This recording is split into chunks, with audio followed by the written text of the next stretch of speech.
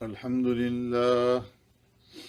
الحمد لله مدبر الليالي والأيام ومصرف الشهور والأعوام والصلاة والسلام على أشرف الأنبياء والمرسلين نبينا محمد وعلى آله وأصحابه أجمعين.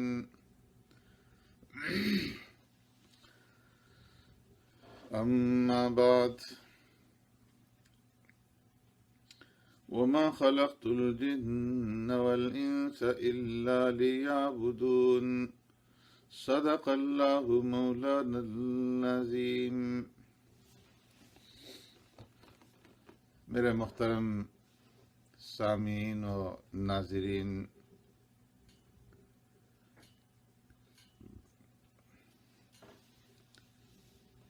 اللہ تبارک و تعالی نے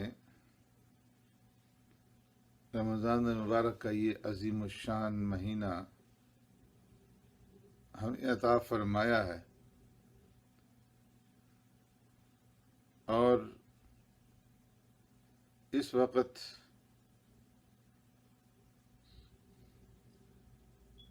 پوری دنیا کے اندر مسلمان لاک ڈاؤن کی شکل میں اپنے اپنے گھروں کے اندر محصور ہیں. تو یہ وقت ہے کہ اس کے اندر ہم تھوڑا سا سوچیں اور فکر کریں کہ اللہ تبارک و تعالی نے ہمیں اس دنیا کے اندر کیوں بھیجا ہے، اور ہماری پیدائش کا، ہماری خلقت کا سبب کیا ہے. اللہ رب العزت نے قرآن کریم کے اندر فرمایا وما خلقت الجن والانس الا لیعبدون، کہ میں نے جنات اور انسانوں کو اپنی عبادت کے لیے پیدا کیا ہے. امام نووی رحمۃ اللہ تعالی علیہ فرماتے ہیں کہ اس آیت کے اندر تفسیری ہے کہ انسانوں کی پیدائش کا مقصد اللہ رب العزت کی عبادت ہے.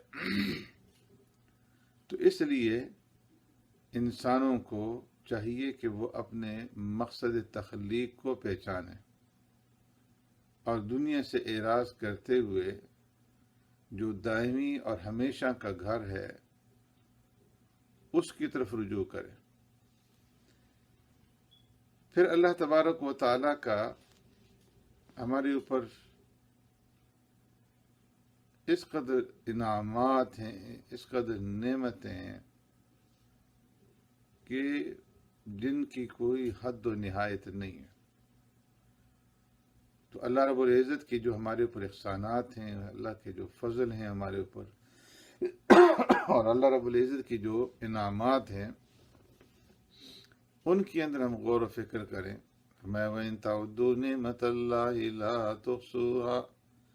اس قدر اللہ رب العزت کی ہمارے اوپر نعمتیں ہیں کہ اگر تم اللہ کی نعمتوں کو گننا چاہو تو ان کا شمار نہیں کر سکتے. اللہ رب العزت کے ان انعامات میں سے پھر بہت بڑی نعمت جو ہے وہ نعمت اسلام ہے. کتنے ہی مخلوق، کتنے ہی انسان اس روئے زمین کے اوپر اس وقت رہ رہے ہیں کہ جو شہادت سے محروم ہیں، جو کلمہ شہادت اشہد ان لا الہ الا اللہ و اشہد ان محمد عبدہ و رسولہ کے پڑھنے سے محروم ہیں. اور یہ اللہ رب العزت کا فضل ہے کہ اللہ رب العزت نے ہمیں شہادت جیسی نعمت عطا فرمائی، اسلام جیسی نعمت عطا فرمائی. پھر ہم اس کے اوپر بھی اللہ رب العزت کا شکر ادا کریں کہ اللہ نے ہمیں ہدایت عطا فرمائی اور توفیق عطا فرمائی. کتنے لوگ ایسے ہیں کہ جو اپنی نسبت تو اسلام کی طرف کرتے ہیں، لیکن ظاہری اور باطنی طور پر وہ اسلام کی مخالفت کرتے ہیں اور اپنے آپ کو گناہوں کے اندر اور معصیات کے اندر انہوں نے غرق کیا ہوا ہے. تو اللہ رب العزت نے ہدایت کی نعمت دی اور توفیق عطا فرمائی تو اس کے اوپر بھی اللہ رب العزت کا شکر ادا کریں۔ اور پھر اللہ رب العزت کی انعامات میں سے یہ بھی نعمت ہے کہ اس نے ہمیں اپنے اپنے وطنوں کے اندر امن عطا فرمایا، وسعت رزق عطا فرمائی اور صحت بدن عطا فرمائی۔ تو ان تمام چیزوں کے اوپر بھی اللہ کا شکر ادا کرنا زبانی طور پر بھی اور عملی طور پر بھی یہ ہمارے ذمہ لازم ہے اور ہم پر واجب ہے۔ اور شکر ادا کرنے کی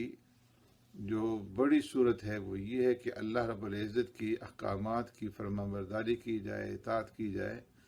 اور منہیات سے جن چیزوں سے روکا گیا ہے ان سے اپنے آپ کو بچایا جائے۔ اس لیے کہ جب انسان نعمتوں کے اوپر شکر ادا کرتا ہے تو نعمتیں باقی رہتی ہیں۔ اللہ نے فرمایا لئن شکرتم لازیدنکم، کہ اگر تم میری نعمتوں کے اوپر شکر ادا کرو گے تم اپنی نعمتوں کو تمہارے لیے اور زیادہ بڑھا دوں گا۔ پھر اللہ رب العزت کا اس کے اوپر بھی انعام ہے ہمارے اوپر اور احسان ہے کہ اللہ رب العزت نے ہماری زندگیوں کو لمبا کیا اور ہماری زندگیوں کو لمبا کر کے ہمیں رمضان المبارک کے اس عظیم الشان مہینے تک پہنچایا۔ کتنے ہی ہمارے دوست اور کتنے ہی ہمارے رشتہ دار، کتنے ہی ہمارے عزیز و قارب، کتنے ہی ہمارے جاننے والے ایسے ہیں کہ جو گزشتہ رمضان المبارک کے اندر ہمارے ساتھ موجود تھے لیکن آج وہ ہمارے ساتھ موجود نہیں ہے۔ تو اللہ رب العزت نے ہماری زندگیوں کو لمبا کر کے ہمیں اس رمضان المبارک کے مہینے تک پہنچایا ہے تاکہ ہم اپنی نیکیوں کے اندر اضافہ کر سکیں اور اللہ رب العزت کا قرب اعمال صالحہ کے ذریعے سے حاصل کر سکیں۔ مسلمان کی سب سے قیمتی جو سرمایہ ہے فرمایا کہ وہ اس کی عمر ہے، لہٰذا اپنی عمر کی جو اللہ رب العزت نے ہمیں عطا کی ہے اس کے اوقات کو ضائع ہونے سے بچانا ہے اور ان اوقات کو قیمتی بنانا ہے۔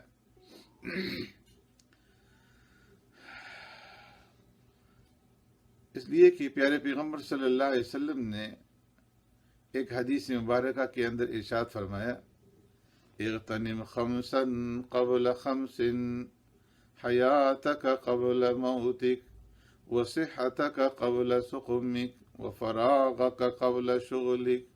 وشبابک قبل حرمک وغناک قبل فقرک، کہ تم 5 چیزوں سے پہلے 5 چیزوں کو غنیمت سمجھ لو۔ ایک تو حیاتک قبل موتک، موت سے پہلے پہلے اپنی زندگی کو غنیمت جان لو اور اس زندگی کی قدردانی کر لو، اس زندگی کو اپنے رب کی احکامات کے مطابق گزار لو، اس کو قیمتی بنا لو۔ وصحتک قبل سقمک، اور بیماری سے پہلے پہلے اپنی صحت کو غنیمت جان لو، اس لیے کہ جب تک صحت ہے آپ سب کچھ کرنے پر قدرت رکھتے ہیں، لیکن بیماری آ گئی اور آپ چاہیں گے بھی تو کچھ بھی نہیں کر سکیں گے۔ اس لیے بیماری سے پہلے پہلے اپنی صحت کو غنیمت جانتے ہوئے اس صحت کو اللہ کی رضا کے کاموں کے اندر، اللہ کی اطاعت اور عبادات کے اندر گزار لو۔ وفراغک قبل شغلک، اور مشغولیت سے پہلے پہلے اپنی اس فرصت کو، فراغت کو غنیمت جان لو۔ ایسی مصروفیت کے اندر کہیں جا کر کے نہ پڑ جاؤ کہ پھر تم نیک اعمال کرنا بھی چاہو، نیکیوں کے اندر اضافہ کرنا بھی چاہو لیکن کر نہ سکو۔ وشبابک قبل حرمک، اور بڑھاپے سے پہلے پہلے جوانی کو غنیمت سمجھ لو، غنیمت جان لو، اس لیے کہ بڑھاپے کے اندر انسان کے اعضاء اور جوارح جو ہے وہ ضعیف ہو جاتے ہیں، کمزور ہو جاتے ہیں۔ انسان چاہتا ہے کہ بہت کچھ کر لوں لیکن وہ کچھ کر نہیں سکتا، اور جوانی کے اندر انسان سب کچھ کر سکتا ہے۔ تو جوانی کو غنیمت جان لو بڑھاپے کے آنے سے پہلے پہلے۔ اور فرمایا کہ وہ غنا کا قبل فقرک، فقر سے اور تنگ دستی سے پہلے پہلے مالداری کو غنیمت جان لو، کہ اللہ رب العزت نے جو تمہیں آسودہ حالی نصیب فرمائی ہے، غنا عطا فرمایا ہے، مال اور دولت سے نوازا ہے، اس کی غنیمت جانتے ہوئے اللہ کے راستے کے اندر صدقہ و خیرات کے ذریعے سے اپنے لیے ذخیرہ جمع کر لو۔ ایسا نہ ہو کہ ایسی تنگ دستی کے اندر آ جاؤ کہ تم چاہو بھی کہ میں اپنے رب کے لیے، رب کی رضا کے لیے، رب کے راستے کے اندر خرچ کروں، لیکن تم فقر کی وجہ سے، تنگ دستی کی وجہ سے اس کے اوپر قدرت نہیں رکھو گے۔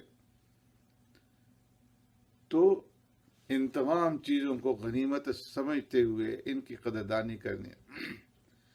اور اپنے آپ کو تمام لوگوں میں سے سب سے زیادہ اچھا انسان ثابت کرنا ہے۔ پیارے پیغمبر صلی اللہ علیہ وسلم نے ارشاد فرمایا، ان رجلا قال یا رسول اللہ ای الناس خیر۔ ایک آدمی سرکار دو عالم صلی اللہ علیہ وسلم کے پاس حاضر ہوا، اس کی اللہ کے رسول،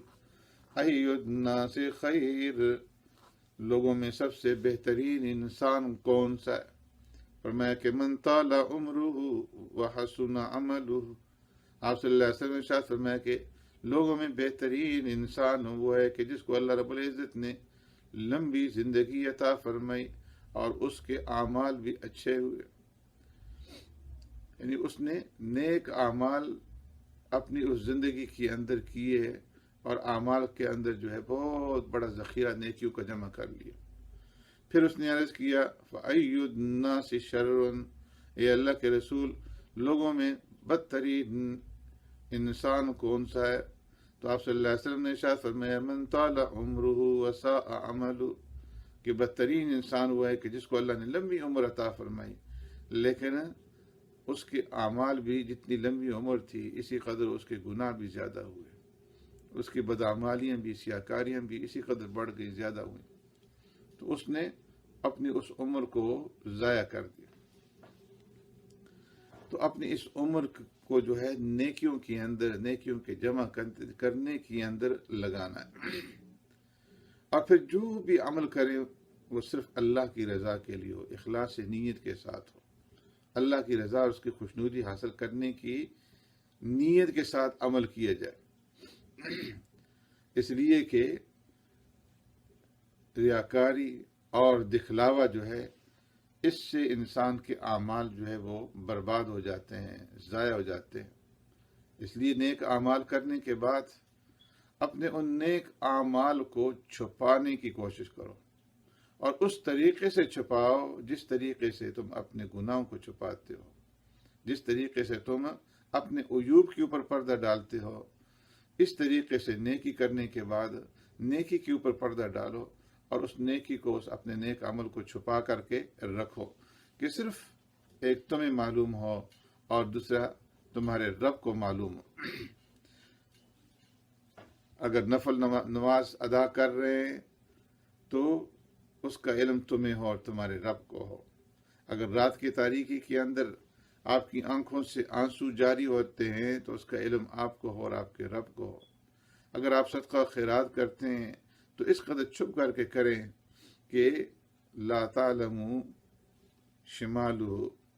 تمہارا جو بائیں ہاتھ ہے اس کو معلوم نہ ہو، ما تنفق یمینہ، کہ تمہارے دائیں ہاتھ نے کیا صدقہ کیا ہے، اس کا علم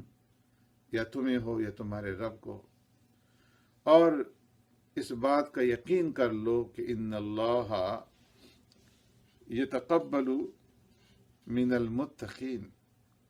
کہ رب العالمین تقوی کرنے والوں ہی سے اعمال کو جو ہے وہ قبول فرماتے ہیں۔ اور کوئی ایسا عمل نہ کرو کہ جو عمل تمہیں جنت سے دور کر دے، جس طرح کہ پیارے پیغمبر صلی اللہ علیہ وسلم نے ارشاد فرمایا کل امتی یدخلون الجنہ الا من ابا، کہ میری امت جنت کے اندر داخل ہوگی سوائے اس کے کہ جس نے انکار کیا۔ قالوا ومن یأبا یا رسول اللہ، عرض کیا اللہ کے رسول کس نے انکار کیا؟ فرمایا من اطاعنی دخل الجنہ ومن عصانی فقد ابا، جس نے میری اطاعت اختیار کی وہ جنت میں داخل ہوگا، اور جس نے میری نافرمانی کی اس نے انکار کیا۔ تو ہر عمل کے اندر اللہ کے نبی کے طریقے کو اپنانا ہے اور سنت کے مطابق اپنی زندگی گزارنے کی کوشش کرنی ہے، تاکہ ہم جنت کے اندر داخل ہونے والے بن جائیں اور جنت میں داخلے سے انکاری نہ بنے۔ اور اس کے ساتھ ساتھ اپنے نفس کو، اپنے آپ کو ہر وقت اللہ کے ذکر کے لیے تیار رکھیں۔ ہر حال، ہر گھڑی، ہر آن، ہر وقت ہماری زبان اللہ کے ذکر کے اندر رطب اللسان و تر ہو، اور اللہ کی یاد کے اندر ہماری زبان لگی ہوئی ہو۔ اس کے لیے جو دعائیں احادیث سے ثابت ہیں، معصورہ دعائیں، صبح کی شام کی جو دعائیں ہیں، ایک تو ان دعاؤں کے پڑھنے کا اہتمام کیا جائے، اور اس کے ساتھ ساتھ دیگر جو اوراد شرعیہ ہیں ان اوراد کا اہتمام کیا جائے، اس لیے کہ ذکر کی کثرت کی اللہ رب العزت نے اپنے بندوں کو بہت زیادہ تاکید فرمائی ہے۔ فرمایا یا ایھا الذین آمنوا اذکروا اللہ ذکرا کثیرا، اے ایمان والو کثرت کے ساتھ اپنے رب کو یاد کرو، وسبحوہ بکرۃ واسیلا، اور اس کی تسبیح بیان کرو، اس کی پاکی بیان کرو صبح و شام۔ تو صبح و شام کی جو معصورہ دعائیں ہیں، اذکار ہیں، ان کا بھی اہتمام کیا جائے۔ اور فرمایا والذاکرین اللہ کثیرا والذاکرات، اللہ رب العزت نے ان لوگوں کی، ایمان والوں کی تعریف کی جو مرد ہیں اور عورتیں ہیں جو کثرت کے ساتھ اللہ کا ذکر کرتے ہیں۔ فرمایا کثرت کے ساتھ ذکر کرنے والے مرد اور کثرت کے ساتھ ذکر کرنے والی عورتیں ایسی ہیں کہ اعد اللہ لہم مغفرۃ واجرا عظیما، کہ اللہ کا ان کے ساتھ مغفرت کا وعدہ ہے اور اجر عظیم کا وعدہ ہے۔ پیغمبر صلی اللہ علیہ وسلم کے بارے میں ام المومنین سیدہ طاہرہ عائشہ صدیقہ رضی اللہ تعالیٰ عنہا فرماتی ہیں کان النبی صلی اللہ علیہ وسلم یذکر اللہ علی کل احیان، پیارے پیغمبر صلی اللہ علیہ وسلم ہر وقت اللہ کی یاد کے اندر، اللہ کے ذکر کے اندر مصروف رہتے تھے۔ آپ صلی اللہ علیہ وسلم نے ارشاد فرمایا وہ لوگ سبقت لے گئے ہیں کہ جو کثرت کے ساتھ اللہ تبارک و تعالیٰ کا ذکر کرنے والے ہیں، چاہے مرد ہوں چاہے عورتیں ہوں، اور اللہ کے ذکر کے ساتھ ساتھ ہم اس بات کا بھی اہتمام کریں کہ اپنے آپ کو گناہوں سے بچائیں، اپنے دنوں کو، اپنی راتوں کو، اپنے اوقات کو ضائع ہونے سے بچائیں، اس لیے کہ اگر گناہوں کے اندر اور غفلت کے اندر ہمارے یہ اوقات گزر گئے تو مرنے کے بعد پھر ہمیں حسرت ہوگی، یا لیتنی قدمت لحیاتی، اس وقت پھر ندامت ہوگی، حسرت ہوگی کہ کاش میں اپنی اس زندگی کے لیے جو آخرت کی زندگی ہے اس کے لیے کچھ جمع کر کے آگے بھیج دیتا اور اپنے اوقات کو غفلت کے اندر نہ گزارتا۔ اس لیے میرے محترم سامعین، یاد رکھیے کہ آپ کے مرنے کے بعد آپ کے لیے نہ کوئی نماز پڑھے گا، نہ کوئی روزہ رکھے گا، نہ کوئی صدقہ خیرات کرے گا، نہ کوئی حج اور عمرے کرے گا، نہ کوئی تلاوت کرے گا۔ آپ نے جو کچھ جمع کرنا ہے تو خود جمع کرنا ہے، اور اپنی آخرت کی زندگی کے لیے خود ہی اعمال کرنے ہیں، اور اپنے اعمال نامے کو نیکیوں کے ساتھ جو ہے اور اطاعت کے ساتھ بھرنا ہے، اللہ رب العزت کی خوشنودی اور اس کا قرب حاصل کرنا ہے۔ اس کے ساتھ ساتھ ہم اس رمضان المبارک کے مہینے کے اندر بھی اور ویسے بھی قرآن کریم کی تلاوت کا اہتمام کریں، اور قرآن کریم کی تلاوت کے ہم حریص بن جائیں، اور اس کے لیے ہم اپنا اوقات میں سے وقت متعین کر دیں، ٹائم ٹیبل بنا دیں کہ ہر نماز کے بعد ہم نے کم از کم ایک سپارہ جو ہے قرآن کریم کی تلاوت کرنی ہے۔ کم از کم رمضان المبارک کے مہینے کے اندر روزانہ 5 سپارے ہمارے جو ہے قرآن کریم کی تلاوت کے مکمل ہوں۔ اللہ، حضرت ابن مسعود رضی اللہ تعالیٰ عنہ فرماتے ہیں قال رسول اللہ صلی اللہ علیہ وسلم من قرأ حرفا من کتاب اللہ فلہ به حسنۃ والحسنة بعشر أمثالها لا أقول ألف لام ميم حرف ولكن ألف حرف ولام حرف وميم حرف۔ ابن مسعود رضی اللہ تعالیٰ عنہ فرماتے ہیں کہ پیارے پیغمبر صلی اللہ علیہ وسلم نے ارشاد فرمایا، جس انسان نے من قرأ حرف من کتاب اللہ کی کتاب سے، قرآن کریم سے ایک حرف کی تلاوت کی، فَلَهُ بِهِ حَسَنَةٌ تو اس کو اس کے اوپر نیکی ملے گی۔ اور کتنی نیکی ملے گی؟ وَالْحَسَنَةُ بِعَشْرِ أَمْثَالِهَا ایک حرف کی تلاوت کے اوپر اسے 10 نیکیاں ملیں گی۔ آپ صلی اللہ علیہ وسلم نے ارشاد فرمایا، لا اقول الف لام میم حرف، میں یہ نہیں کہتا کہ الف لام میم ایک حرف ہے، بلکہ الف حرف، الف ہر الگ حرف ہے، لام الگ حرف ہے، اور میم الگ حرف ہے۔ جس آدمی نے الف لام میم کی تلاوت کی تو 30 نیکیاں اس کے نامہ اعمال کے اندر لکھ دی جائیں گی۔ اور ایک روایت کی اندر ابی امامہ باہری رضی اللہ تعالیٰ فرماتے ہیں، سمعت رسول اللہ صلی اللہ علیہ وسلم یقول اقرأوا القرآن فإنه يأتي يوم القیامة شفیعا لأصحابہ۔ آپ صلی اللہ علیہ وسلم نے ارشاد فرمایا، لوگو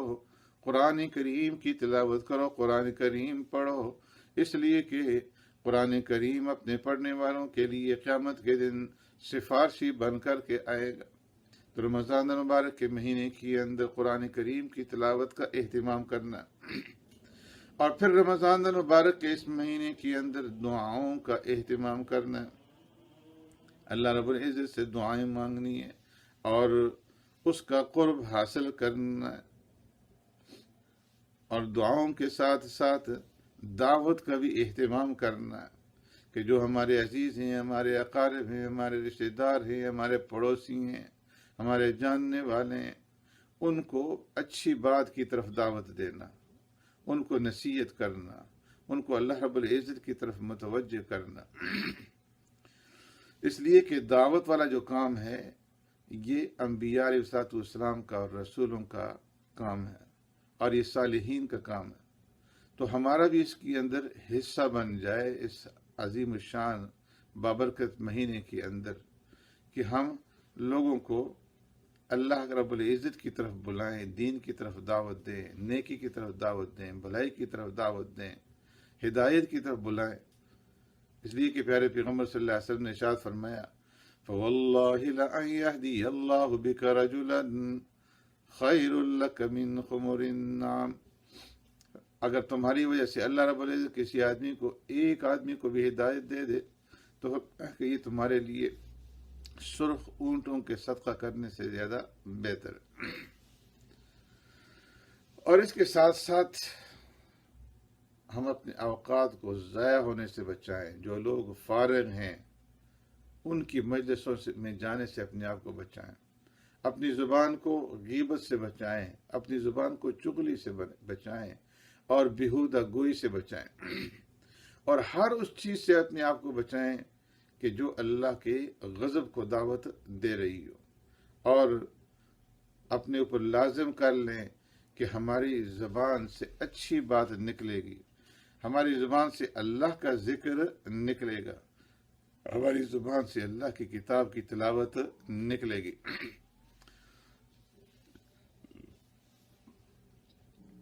اور اس بات کو یقین کر لیں کہ ہمارا ایک ایک لمحہ جو ہے یہ قیمتی ہے، اور یہ ہمارے لیے غنیمت ہے کہ ہم ان اوقات کی، ان لمحات کی قدردانی کر کے، زیادہ سے زیادہ اعمال کر کے، زیادہ سے زیادہ عبادتیں کر کے، زیادہ سے زیادہ نیکیاں کر کے اپنے لیے ذخیرہ بنا دیں، اپنے جو ہمارا اعمال نامہ ہے اس کے اندر نیکیوں کا اضافہ کر دیں، اس لیے کہ یہ جو زندگی ہے یہ بہت بڑی غنیمت ہے۔ حضرت ابو ہریرہ رضی اللہ تعالیٰ عنہ فرماتے ہیں، کان رجلان من قضاع، کہ دو آدمی تھے قبیلہ بنو قضاع سے، دونوں مسلمان ہوئے پیارے پیغمبر صلی اللہ علیہ وسلم کے زمانے میں، فاستشهد احدهما واخر الاخر سنة، ایک ان میں سے شہادت پا گیا، شہید ہو گیا اللہ کے راستے کی، اور دوسرا آدمی جو تھا وہ 1 سال مزید زندہ رہا۔ طلحہ بن عبید اللہ فرماتے ہیں فوریت الجنہ، میں نے جنت کو دیکھا تو فرأیت المؤخر منہما ادخل قبل الشہید، تو میں نے دیکھا کہ جنت کے اندر جو آدمی 1 سال بعد اس کا انتقال ہوا تھا وہ جنت میں شہید سے جس کا 1 سال پہلے انتقال ہو چکا تھا جنت میں پہلے داخل ہو چکا ہے۔ تو مجھے اس کے اوپر بڑا تعجب ہوا۔ صبح کے وقت میں نے اپنا یہ خواب پیارے پیغمبر صلی اللہ علیہ وسلم کے سامنے ذکر کیا، اور میں اپنے تعجب کا بھی اس کے اوپر اظہار کیا کہ جس آدمی کا 1 سال بعد میں انتقال ہوا تو وہ شہید سے پہلے ہی جنت کے اندر داخل ہو گئے۔ سرکار دو عالم صلی اللہ علیہ وسلم نے ارشاد فرمایا الیس قد صام بعدہ رمضان وصلی 6000 رکعۃ، آپ صلی اللہ علیہ وسلم نے ارشاد فرمایا کیا اس نے اس کے بعد رمضان مبارک کے روزے نہیں رکھے تھے اور 6000 رکعات پورے سال کے اندر اس نے ادا نہیں کی تھی، یا جس قدر اس نے نیکیاں کی، تو اس کی نیکیاں جو ہے وہ سال بھر رہنے کی وجہ سے اس کی نیکیوں کے اندر تو اضافہ ہوا، تو اس وجہ سے وہ جنت کے اندر پہلے داخل ہو گئے۔ اور اس کے ساتھ ساتھ جہاں ہم اوروں کی فکر کریں، اپنے گھر والوں کی بھی فکر کریں، اور اپنے گھر والوں کو، اپنے بہنوں کو، اپنے بھائیوں کو، اپنی بچوں کو، اپنی بیوی کو، اپنی اولاد کو اس مہینے کے اندر نیک اعمال کے کرنے کی ترغیب دیں، تلاوت قرآن کریم کی ترغیب دیں، نماز کی پابندی کی ترغیب دیں، اور اچھے کاموں کے کرنے کی ترغیب دیں، برائیوں سے روکنے کی ترغیب دیں، اچھی بات کے کہنے کی ترغیب دیں، اور ان کے لیے خود بھی اللہ رب العزت سے ہدایت کی دعائیں مانگیں کہ اللہ رب العزت ہماری اولاد کو نیک اور صالح بنائے۔ ربنا هب لنا من ازواجنا وذریاتنا قرۃ اعین، کہ اے اللہ تو ہماری اولاد کو اور ہماری بیویوں کو ہمارے لیے ہماری آنکھوں کی ٹھنڈک بنا دے۔ تو نیکی کی طرف ان کو بھی بلاتے رہیں، ان کو بھی نیک کاموں کی ترغیب دیتے رہیں، اور روزوں کا اہتمام ان سے کروائیں، تراویح کا اہتمام کروائیں، تلاوت قرآن کا اہتمام کروائیں، اور اوقات کو قیمتی بناتے ہوئے یہ سمجھیں کہ نہ معلوم یہ ہمارا آخری رمضان ہو، اس کے بعد ہم زندہ رہیں یا نہ رہیں۔ اللہ رب العزت نے یہ جو ہمیں فرصت عطا فرمائی ہے، اس فرصت کو جو ہے غنیمت جانتے ہوئے اپنے اوقات کو قیمتی بنانے کی کوشش کریں۔ اللہ رب العزت اس عظیم الشان مہینے کی ہمیں قدردانی کی توفیق عطا فرمائے، اور جو کچھ باتیں میں نے کہی ہیں اس کے اوپر مجھے بھی اور آپ تمام سننے والے سامعین کو عمل کرنے کی توفیق عطا فرمائے۔ اللہم تقبل صیامنا وقیامنا وتجاوز عن تقصیراتنا واغفر لنا ما قدمنا وما اخرنا انك انت الغفور الرحیم۔ ربنا هب لنا من ازواجنا وذریاتنا قرۃ اعین وجعلنا للمتقین اماما۔ اللهم اغفر لنا ولوالدينا ولجميع المسلمين، وصلى الله تعالى على خير خلقه محمد وعلى آله وأصحابه أجمعين۔